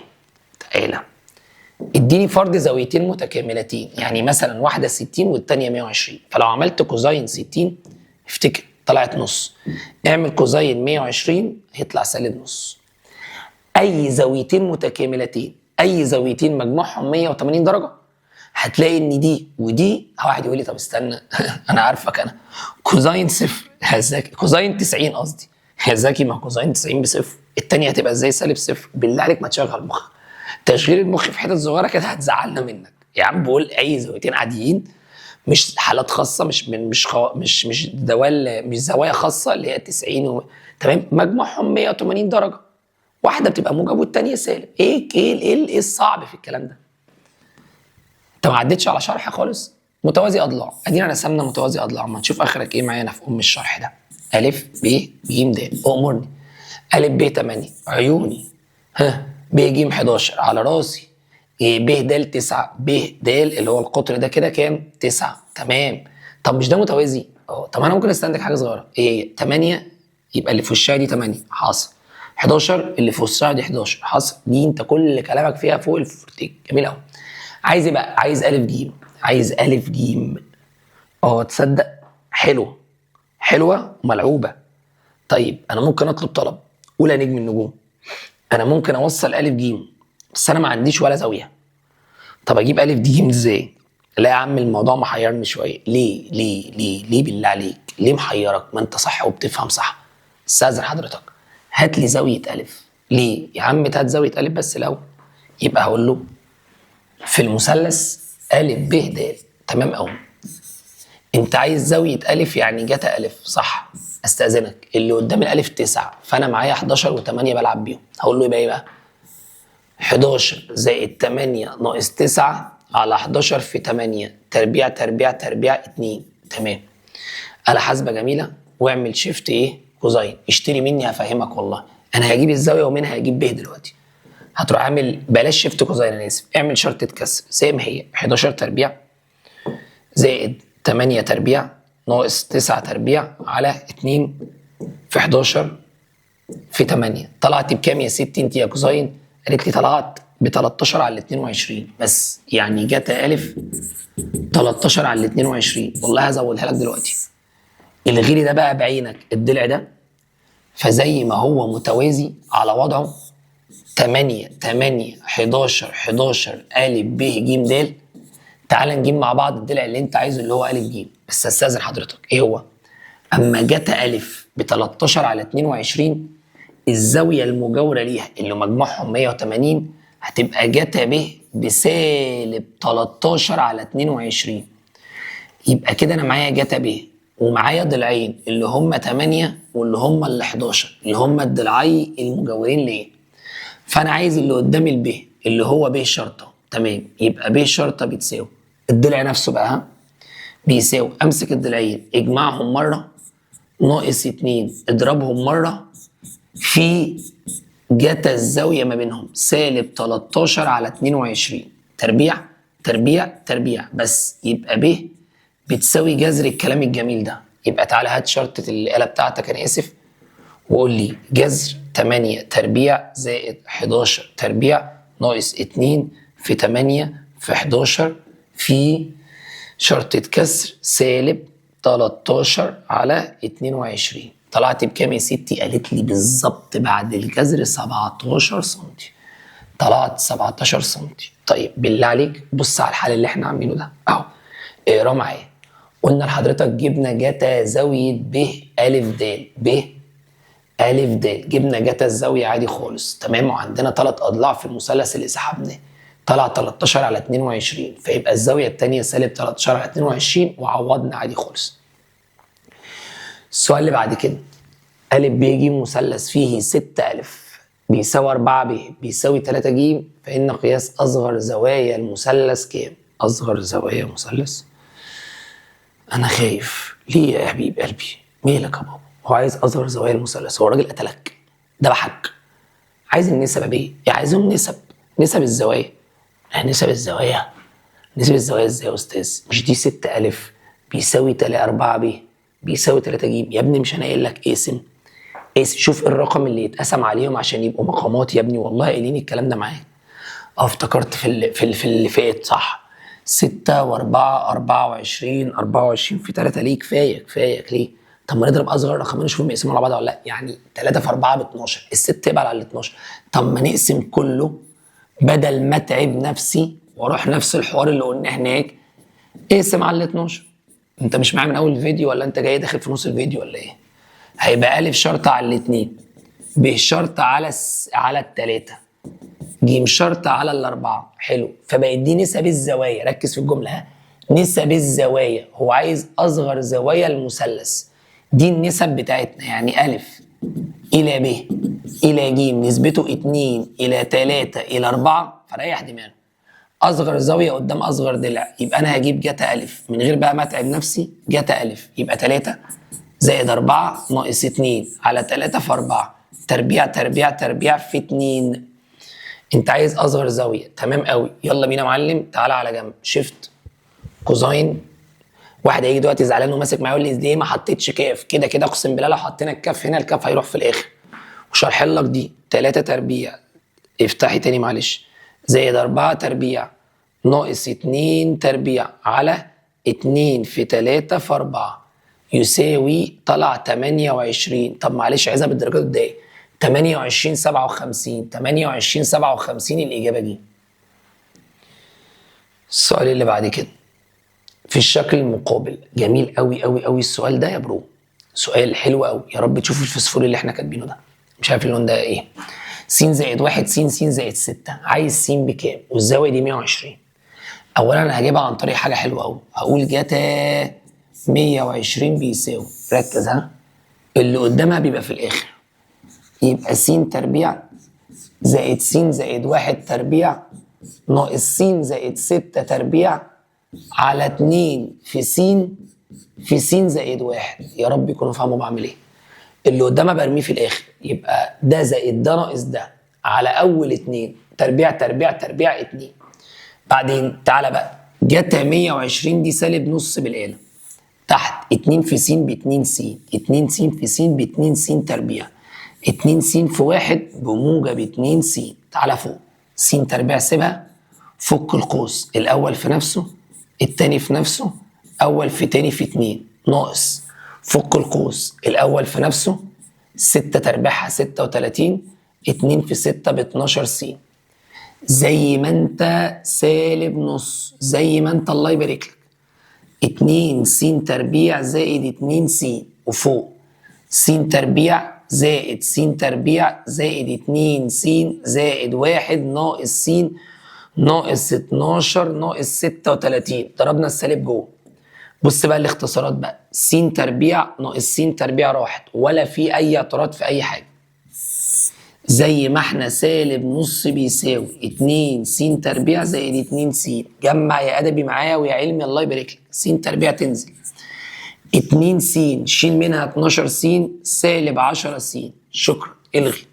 1 ناقص 36 سالب 35. شكرا الغي. وكده خلاص دي نزلت. هنا بقى استاذن حضرتك لو عايز تعمل مقص اعمل مقص عادي خالص مش هيحصل حاجه. هعمل مقص. تعالى نكمل هنا. 2 في الرجاله دي هتبقى 2 س تربيع ناقص 20 س ناقص 70 سالب 1 في الرجاله دي سالب 2 س تربيع وسالب 2 س، وادي للرجاله دي بعكس اشاره 2 س تربيع ودي هتروح زائد 2 س تربيع يبقى 4 س تربيع. سالب 20 زائد 2 سالب 18 س ناقص 70 بتساوي الصفر. جميل. قالتك الحاسبة عشان نحلل، عشان التحليل هنا هيزاولك اما تقسم على الأربعة، وأنا عارفك في الحتة دي مود واختار تحت الفيكتور تحليل، أو لو آلة حاسبة عادية مود إيكون 3، مود إيكون 3 تكتب 4 يساوي بعد الأربعة ناقص 18 يساوي ناقص 70 يساوي. أول يساوي تحت الإجابة سالب وأنا مش هقبل السالب، تاني يساوي موجب 7. يبقى الإجابة هنا اهي هتطلع الإجابة 7 اهي. مستر عايز الحل اخده سكرين شوت. اتفضل الحل خده سكرين شوت. سؤال جميل جدا هيفيدك قوي وسؤال حلو قوي وعلى الرايق. السؤال اللي بعد كده أ ب ج مثلث أمرني أ شرطة جذر 2 على راسي ب شرطة جذر 3. يا سلام. ج شرطة ب2 يا ايه الثلاث أضلاع الحلوين دول؟ هات جتا أ وجتا ب على جتا أ زائد ب. تقول لا استنى، انت كده قصدك جتا أ صح في جتا ب على سالب الجتا ج. هتعمل ايه؟ هتتغابى وتجيب الاضلاع ولا هتبقى عندك نفس طويل وتكتب القوانين صح؟ بص هنعمل ايه؟ هنجيب جتا أ فيطلع بالرقم ده، هنجيب جتا ب فيطلع الرقم ده، هنجيب جتا ج فيطلع الرقم ده. طبعا احنا قلنا سالب جتا ج. هضرب جتا أ في جتا ب على جتا ج بس بالسالب، تطلع سالب 15 على 8. بالله عليك اتعب معايا في الموضوع ده. روح عندك 3 اضلاع، هات جتا أ طلع الرقم مش شرط ده 5 على 4 على جذر 3 هيطلع رقم تاني معاك صح والله. وهات جتا ب عشان بس انا عارف رجالتي بتيجي هنا عند الحته دي وايه وتتنح لي. باشا ده طلع معايا يا باشا شرطة كسر 5 على 4 على جذر 3، فطلع معايا هنا لو انت ركزت 5 جذر 3 على 12 اللي طلعت معاك دلوقتي هي، واللي بعدها 3/4 يعني 3 على 4 على جذر 2 اللي طلع معاك دلوقتي اللي هي 3 جذر 2 على 8. خد الرقمين دولت وعادي وعيش عادي. والاخيره انا بس عاملها يدوي، يعني انا عامل بسط لوحده وعامل المقام لوحده، هنا عامل البسط لوحده والمقام لوحده، على اساس يعني الطالب معايا بيحل كلمه كلمه ورقم رقم. انا معاه. في ناس بقى بتحط كله على الاله، انا معاه برضه. تمام. في الشكل المقابل عايز مين؟ عايز جتا ب. اوعى تغلط وتقول الزاويتين دولت قد بعض، لا لا لا لا خالص. هتعمل الشيء وعكسه، المساله وعكسها دلوقتي. ازاي؟ هات لي ا ج. ازاي يا مستر؟ عندي ضلعين وزاويه محصوره، ا ج بيتساوي، امسك الضلعين اجمعهم مره ناقص 2 اضربهم مره في جتا الزاويه ما بينهم تربيع تربيع تربيع. يبقى ا ج بيساوي جذر الكلام ده. هيطلع الالف ج بكام؟ جذر ال 37. ا ج جذر ال 37. اخلص انت على الاله. بقى معاك أ ج جذر ال37. تعالى بقى نجيب جتا ب. بقى معاك 3 أضلاع بالنسبة للمثلث ده، 5 و6 وجذر 37، يبقى 5 زائد 6 ناقص جذر 37 على 5 في 6 تربيع تربيع تربيع في 2. اعمل ده بس على الآلة، ده بس عشان انت عايز جتا ب. هتعمل ده بس على الآلة هيطلع 2 على 5، فالإجابة بالنسبة لك 2 على 5. الشغل كله شغل آلة حاسبة. باشا انت بتتفرج عليا، انت معاك آلة بتحل، انت فهمت الفكرة بتبدأ توقف الفيديو وتحل تاني، دي مذاكرة. غير كده انت بتهزر، غير كده تتفرج على فيديو. بص يا باشا الله يديك الصحة، تتوقف الفيديو وتبدأ تذاكر. يعني تحل السؤال بالآلة لازم يطلع معاك الناتج بتاعنا. السؤال ده حلو قوي قوي قوي قوي قوي من هنا لبكره. لو فاكر كنا احنا في ورقه الحل اللي بنحل فيها اللي في المذكره جوه ورقه حل مع الساحر، حاطط لك السؤال ده. الراجل بيقول لي ا ب ج مثلث فيه ج شرطه تربيع عينيا بيساوي فوق دولت الاول في نفسه والتاني في نفسه اول في تاني في 2 ناقص ا ب. عايز قياس زاويه ج. استنى كده، يعني ج بيساوي ا وده يبقى موجب ا ب، ما هو 2 ا ناقص ا ب زائد ب تربيع، كل ده شرط يا جماعه. طيب انا عايز قياس زاويه ج. قياس زاويه ج اجيبها ازاي؟ اتقل بقى، سهل قوي ورب الكعبه. ازاي؟ ودي ا وب وعكس اشاره. بص يبقى ج دي تربيع، ها، ج تربيع ناقص ا تربيع ناقص ب تربيع بيساوي ا ب. تمام. اقسم هنا، اضرب في السالب الاول عشان المفروض 2 موجب 1 سالب، اضرب في سالب يبقى ا تربيع زائد ب تربيع ناقص ج تربيع بيساوي سالب ا ب. اقسم هنا على سالب ا ب، اقسم هنا على ا ب، بلاش سالب يا عم عشان عارف انت هتتخض منها. اشتري الاخر ها، واقسم على ا ب. حلو قوي. فده يبقى بسالب 1. هل القانون ده شفته قبل كده؟ فاضل له 2 اللي هي ربع ربع ربع زود 2. طب انت لو زودت هنا 2 يبقى تزود المقام ده ب2، صح؟ كل القانون ده كان مين؟ قال لي كان جتا ج المعفن الاخير ده. يبقى جتا ج بيساوي سالب نص. هو عايز مين؟ قياس زاويه ج. شيفت جتا سالب نص 120. لو حياة اغلى عندك نعيد تاني بالله عليك. انت سمعتها صح؟ عيدها تاني. لا عيدها تاني والله، عيدها تاني يلا. ج تربيع بيساوي ا تربيع زائد ب تربيع زائد 2 ا ب، يعني اول في نفسه تاني في نفسه اول في تاني في 2 ناقص ا ب. فبقت الجيم تربيع وديت لها الالف تربيع وديت لها الب تربيع، فاتبقى 2 ا ب ناقص ا ب، اتبقى ا ب. بتخلفوا انتوا من الشرطه دي بتضايقكم.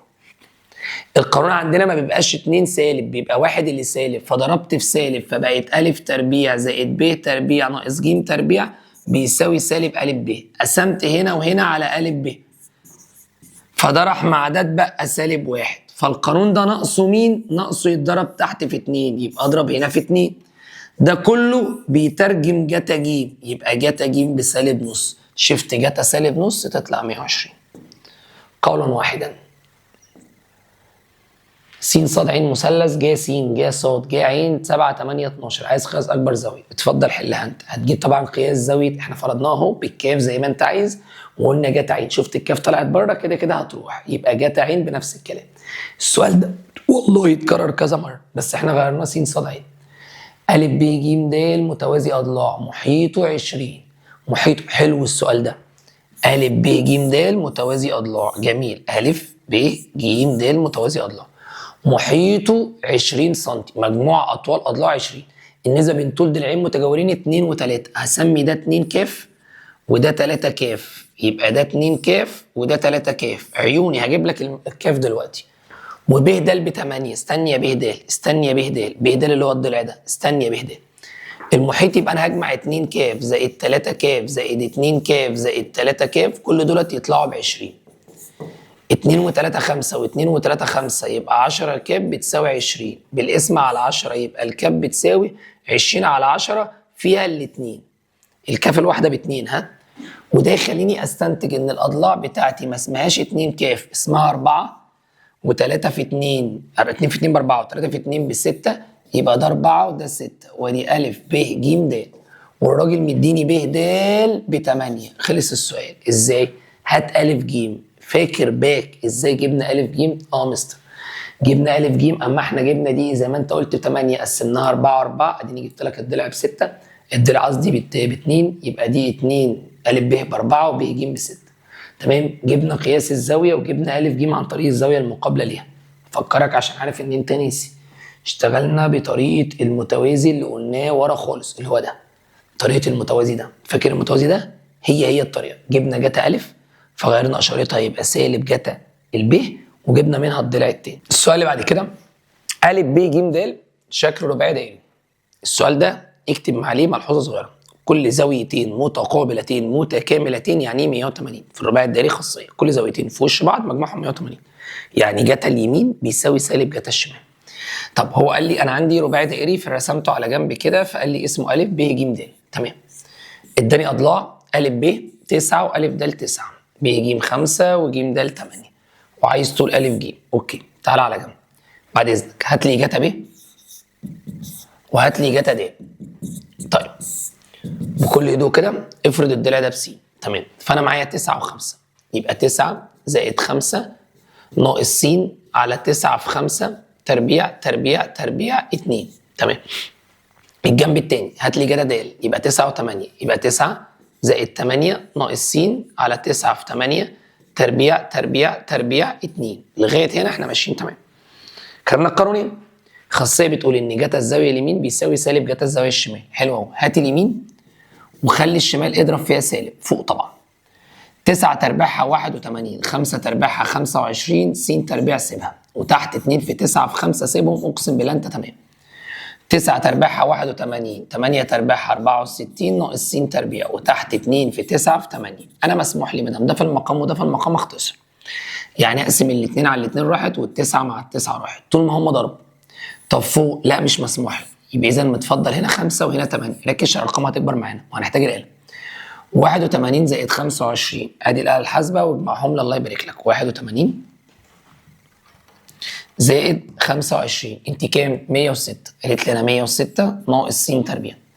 81 زائد 64 وخلي بالك معانا بره سالب. 81 زائد 64 طلعت 145. ركز ده 145 في سالب 145 سالب س تربيع في سالب موجب س تربيع. لغايه هنا ما اقدرش اعمل غير كده. وركز في اللي جاي. علامه يساوي اتفضل مشكورا اعمل مقص. نفس الشرح بالظبط اللي شرحناه في الحصه. هو السؤال ما قررناهوش. اضرب 5 في سالب 145 يبقى بالاله الحاسبه 5 في سالب 145. 5 في سالب 145 طلع سالب 725. سالب 725. 5 في س تربيع ب5 س تربيع بيساوي 8 في 106. 8 في 106 8 في 106 طلعت 848. 8 في سالب بسالب 8.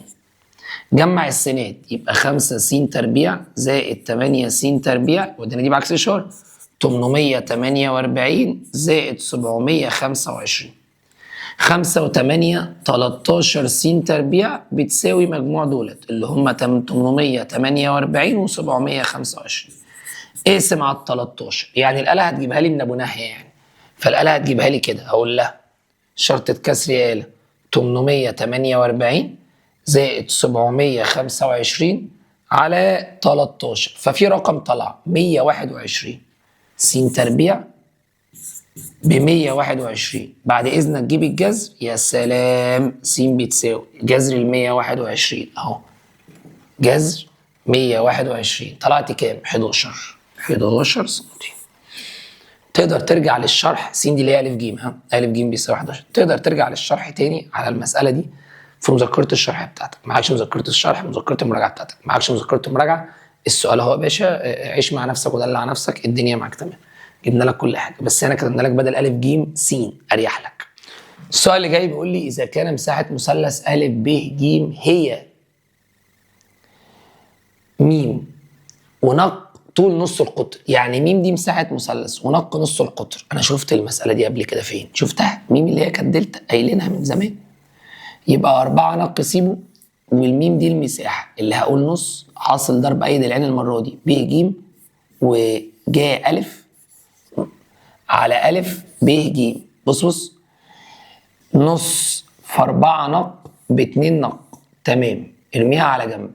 نص في 4 ب2، ب مع ب راح، ج مع ج راح، اتبقى جا الف على الف. افتكرت يا استاذ، كنت انت بتقول لي ان دي مقلوب نق الف على جا الف، الف على جا الف بيساوي 2 نق، فلو قلبناها 1 على 2 نق، فده راح مع ده يتبقى 1، يبقى الاجابه 1. فاكرها؟ الله ينور عليك.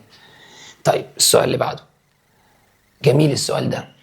ج شرطه مضروب في الف شرطه مضروب في جتا ب، انا عايز قانونها، زائد ب شرطه مضروب في جتا الف. ده برضو سؤال كنا حلينه مع بعض.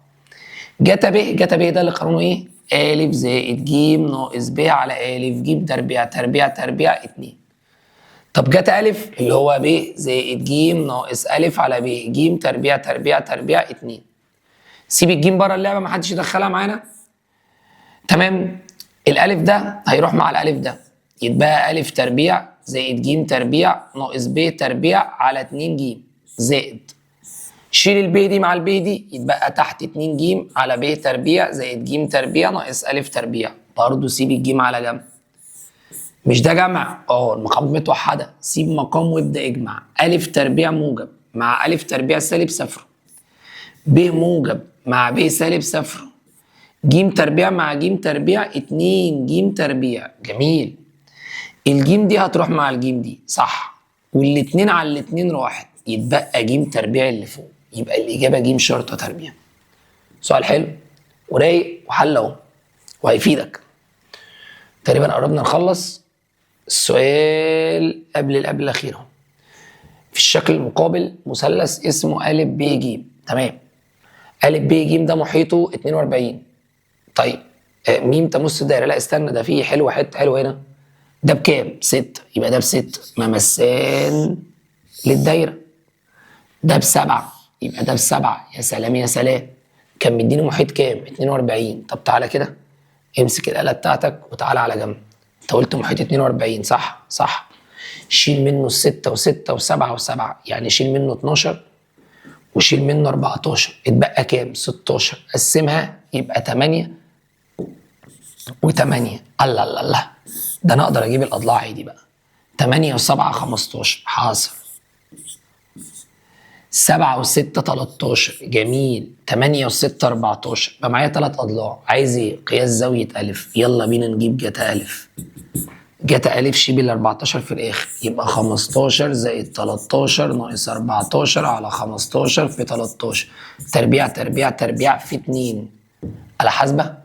يطلع معايا يا معلم 67 درجه 22 دقيقه 48 ثانيه. 67 درجه 22 دقيقه 48 ثانيه اهي بالتقريب. طب ليه بالتقريب؟ ما هو ال 48 ثانيه دوت اكتر من 30، تزودني 1 لان دي ثواني. عند حل المثلث ا ب ج الذي فيه ا بكذا وب بكذا وقياس ج بكذا، هات ج شرطه. سلس، ضلعين وزاويه محصوره، الجيم بتساوي، هات الضلعين اجمعهم مره ناقص 2 اضربهم مره في جتا الزاويه بينهم تربيع تربيع تربيع. طبعا عشان تجيب ج فهتعمل جذر الحفله الجميله دي. جذر الحفله الجميله دي 6.7. الاجابه ج. خش بعد كده بقى على حل المثلث. يلا بينا معلم. حل المثلث يا صديقي، لو انا جيت قلت لك حل المثلث ا ب ج حيث ا شرطه ب3 ب شرطه ب4 ج شرطه ب5. كلمه حل المثلث يعني جيب كل الاضلاع. فحضرتك هتقول لي كل الزوايا، قصدي هتقول لي جتا ا وهتقول لي جتا ب وهتقول لي جتا ج. يلا نجيب واحد منهم وانت كمل. جتا ا يبقى 4 زائد 5 ناقص 3 على 4 في 5 تربيع تربيع تربيع في 2.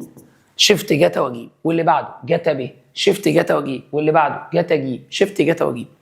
طب انا لو عندي زاويتين وضلع، لو عندي زاويتين وضلع، زاويتين وضلع، زاويتين وضلع دي بتاعت ا شرط على ج ا ب شرط على ج ب، وتكمل حل المثلث تجيب كل الاضلاع وكل الزوايا. طب لو قال لي ضلعين وزاويه، يعني بالعربي كده يا معلم، بدل ما بتجيب مطلوب واحد في حل المثلث جيب كل المطالب. تمام، ودي عليها مسألتين في كتاب المدرسه هتشوفهم الدنيا فيها تمام. يعني انت مستر بدل ما كنا مثلا مديك 3 اضلاع واقول لك هات اكبر زاويه فانا محتاج اجيب الزاويتين التانيين. ايوه يا صديقي، اذا السؤال مقال. حبايبنا الحلوين، بعد ما شفت حل المثلث الاسئله معانا كده على السريع، وبعد ما شفت الدنيا المراجعه بتاعتك دي، احب اتمنى ان انت تكون جمعت معانا كل اللي احنا قلناه في حساب المثلثات، تكون حليت معانا الاسئله اللي متكرره، الله يبارك لك، وتكون فهمت معانا الدنيا وحليت بخط ايدك. غير كده انت ما استفدتش في المراجعه حاجه غير ان انت اتفرجت على الفيديو. ان شاء الله باذن الله في امتحانك بتاع اخر السنه او نص السنه انا اسف، هتقسمه كالاتي: هتخش تحل تفاضل، بعد ما تحل تفاضل هتخش تحل لي جبر وحده اولى، جبر وحده ثانيه، في الاخر حساب مثلثات. طبعا انت مش هتحل كل الامتحان، انت هتحل اللي تعرفه في التفاضل، اللي تعرفه هنا، اللي تعرفه هنا، تعرفه. تلاقي نفسك في ظرف ساعه حليت معظم الامتحان، فاضل باقي الامتحان، وده اهم حاجه عندنا نظامنا اللي معودك عليه من اول السنه والسيستم بتاعنا. تشوف وشك بخير في فيديوهات مراجعه ثانيه. سامي مصطفى.